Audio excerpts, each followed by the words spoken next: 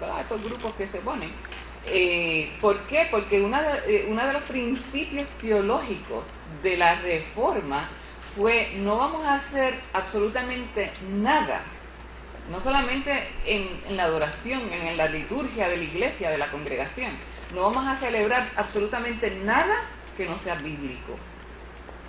Y eso aplicaba a todo, podía aplicar hasta la vestimenta que utilizaban, ¿verdad?, los ministros. ¿Por qué? Porque en la iglesia católica, que era la única que había, ¿verdad?, tengo que decir católica para saberlo, pero con decir iglesia se supone que ya me entienden. En la iglesia, pues ese ¿verdad?, conductor del culto, pues se vestía con esta vestimenta ostentosa, que en aquel momento separaba, era como una muralla que separaba a la congregación, al laico, del ministro. Y entonces el ministro era el único participante, y con esas ropas que eran de mucho lujo, dependiendo la capilla o la catedral. Entonces eso creaba una división inmensa. Pues cuando llega la Reforma, que dicen muchos grupos: vamos a romper con todo eso. Y algunos se hacen bien radicales, especialmente los puritanos, los que llegan a Estados Unidos y que son, ¿verdad?, la base por muchos siglos. Así que la Navidad fue una de esas cosas que se eliminó. ¿Por qué? Porque no está en la Biblia. Y como la Biblia era considerada la fuente de guía para la iglesia. ¿Por qué? Porque la tradición había creado tantas cosas y costumbres y cosas que no estaban en la Biblia, y entonces si decían vamos a creer solamente lo que dice la Biblia, no lo que dice la tradición de la iglesia, pues hubo que eliminar la Navidad también. Una pregunta: los puritanos vinieron después de las guerras de Cromwell, ¿no? Sí. O sea que la razón de los puritanos fue por una guerra civil inglesa. Bueno, algunas de las razones que tuvieron los... Ponen a un rey católico, Stuart, traen a otro el 57 en sucesión a la corona, que de sangre real era, ya usted sabe, diluida un montón. Y entonces ese se hace calvinista, además de que ya la iglesia era anglicana y había rechazado a Roma como la iglesia a seguir. Entonces vienen los puritanos, porque a ellos también se les persigue, porque son de línea luterana más que anglicana. O sea, quisiera que marcara esa, porque me pareció que lo que dijo, lo dijo como si los puritanos fuesen los verdaderos cristianos, y eso es una vertiente de los cristianos, no solo la iglesia evangélica en toda su extensión. Si me explico, ¿no? Sí, bueno, que hay de evangélico, este grupo hay una miriada de sectas, sí, y cada una tiene una visión. Por ejemplo, Calvin dice que los ricos son los que están en la gracia de Dios, y pues por eso tienen la riqueza y lo debemos respetar así y dejarlo así. Pero esa es la visión calvinista protestante, y cuando nosotros leemos la Biblia encontramos que es un Dios que es misericordia con la viuda, con el huérfano, con el pobre, con el desposeído, que le promete bienandanza y misericordia, y esa no es la realidad cuando estamos hablando de calvinistas. O sea, debemos establecer mi impresión, ¿verdad?, una aclaración en lo que es protestante, luterano, calvinista, porque eso no podemos perder en que todos piensan igual, y no todos piensan igual. Sí, los puritanos son los pentecostales de nuestra época. O sea que son bien come candela. Tú sabes, no puedes hacer esto, no puedes hacer aquello, que de hecho muchas de las cosas que guardan los pentecostales, y yo me incluyo entre ellos porque mi trasfondo es pentecostal,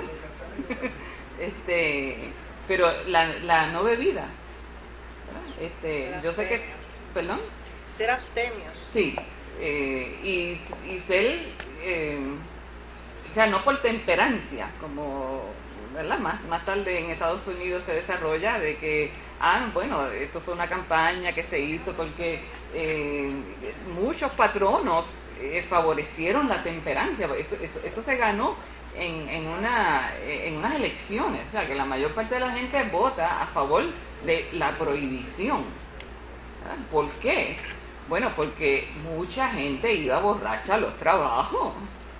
Esto era bien común. ¿Ves?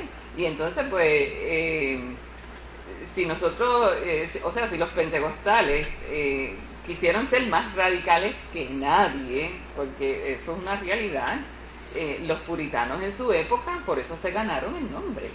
Y entonces, todo tenía que ser, y aquí, déjenme decirles, esto es un paréntesis, en esa época aquí hay muchos conflictos económicos y sociales, porque si se quería que el ministro dejara su toga o su vestimenta ostentosa, miren, casi siempre esos ministros eran de clase alta.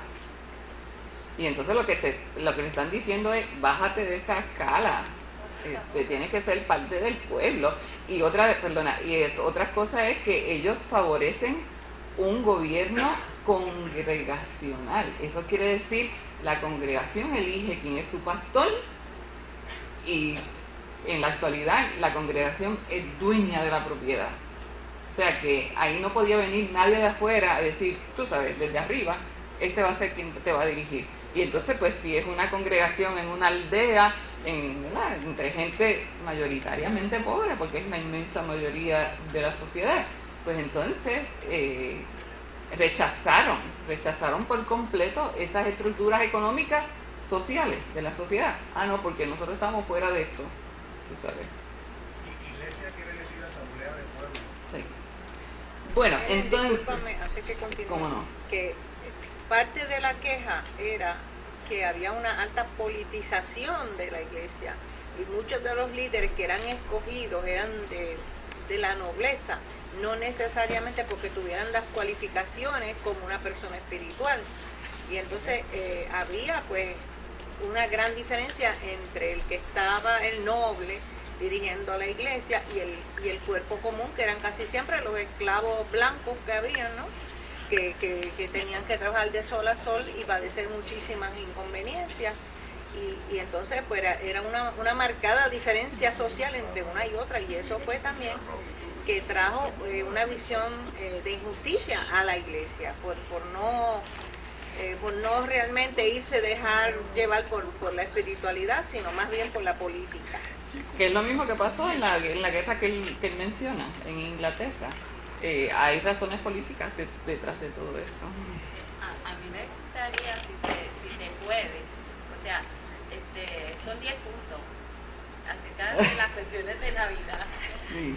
No, pero no, son libres de participar. No, de participar, pero entonces no estamos llegando como al diálogo sobre la Navidad. Bueno, quería mencionar, antes de pasar de esta sección, ¿verdad?, de que trae la reforma, esto tuvo un largo efecto en los Estados Unidos.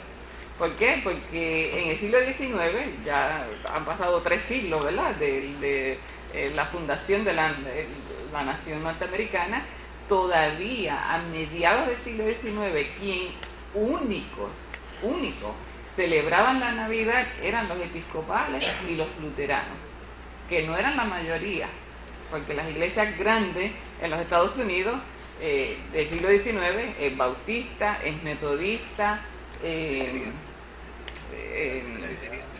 presbiteriana. Los presbiterianos, miren, la primera vez que los presbiterianos incluyen en su calendario litúrgico, ¿verdad?, su calendario de actividades cristianas, la primera vez, ¿saben qué año? 1940. 40. Porque los presbiterianos vienen del calvinismo, y Calvino fue que dijo, si no está en la Biblia, no se celebra. E incluso no tenían ni un órgano, ¿verdad? Eventualmente tienen un órgano, ¿verdad?, los presbiterianos en los servicios, pero por mucho tiempo no aceptaban ni un solo órgano. Si ustedes ven una película que sea de esa época, no van a ver un corito a capela.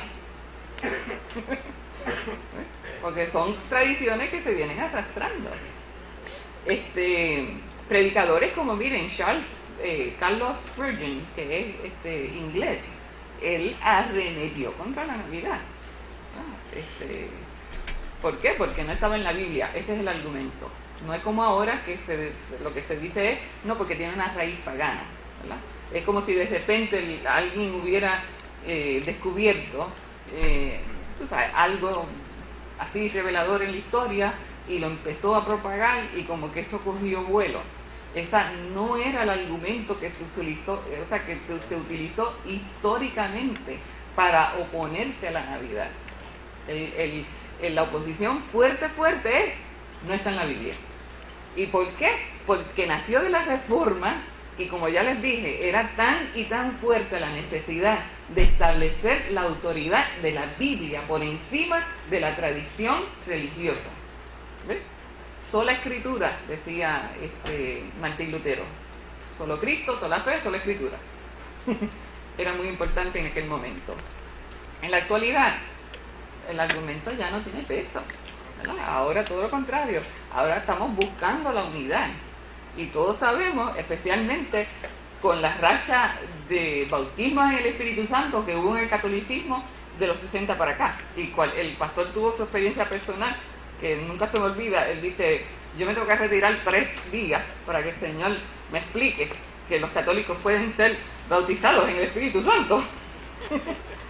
O sea que de repente cuando ocurren estas cosas, entonces los evangélicos dicen, espérate, igual que los judíos en aquella época, también son bautizados los no judíos en el Espíritu Santo. Eso pasó de los 60 para acá. También los católicos son bautizados en el Espíritu Santo. Entonces podemos ir... ¿Perdón? Podemos ir al árbol de Navidad. Miren, aquí yo voy a ir ligerito. El árbol es un símbolo en todas o en casi todas las sociedades sobre la tierra, incluso sobre la judía. ¿Qué fue lo que Dios plantó en medio del Edén? Un árbol, símbolo de vida. Ahora, cuando se convierte en desobediencia, pues entonces es símbolo del mal, ¿verdad? Pero es símbolo de vida. Y que si los germanos, los antiguos alemanes lo utilizaba todo el mundo. Es más, usted puede recorrer los salmos y constantemente... Olivo verde quiero ser en la casa del Señor. Es un símbolo de vida, que si lo usaban las tribus o los druidas, como dijo Moisés, pues que lo usaba todo el mundo. O sea, pensar, ¿verdad?, de que esto es una práctica exclusivamente pagana. No, es también judeocristiana. En el Nuevo Testamento, miren, en Apocalipsis 22:2 dice, en medio de la calle de la ciudad y a uno y otro lado del río estaba el árbol de la vida. Al que venciere le daré a comer del árbol de la vida. Isaías 61 dice, el Espíritu de Jehová está sobre mí, porque me ungió Jehová a predicar las buenas nuevas, a ordenar a los afligidos de Sión se les dé gloria en lugar de ceniza, óleo de gozo en lugar de luto, manto de alegría en lugar de espíritu angustiado, y serán llamados árboles de justicia. Así que en la fiesta de Roma, la que les mencioné, la Saturnalia, sí había el uso de un árbol. Los alemanes sí tenían el uso de un árbol. En los primeros documentos donde se menciona en la cristiandad el uso de un árbol, que es el árbol que no decae en el invierno, el famoso abeto o pino, ¿verdad? Pues se utilizaba, ¿por qué? Porque no pierde las hojas, el follaje. Y entonces pues se ponía de adorno. Y en los hogares era común, y estamos hablando de una sociedad cristiana, ¿verdad?, donde uno no se hacía cristiano, no, uno nacía cristiano, punto. Por eso bautizaban a los niños. Así que esa costumbre entonces se pensaba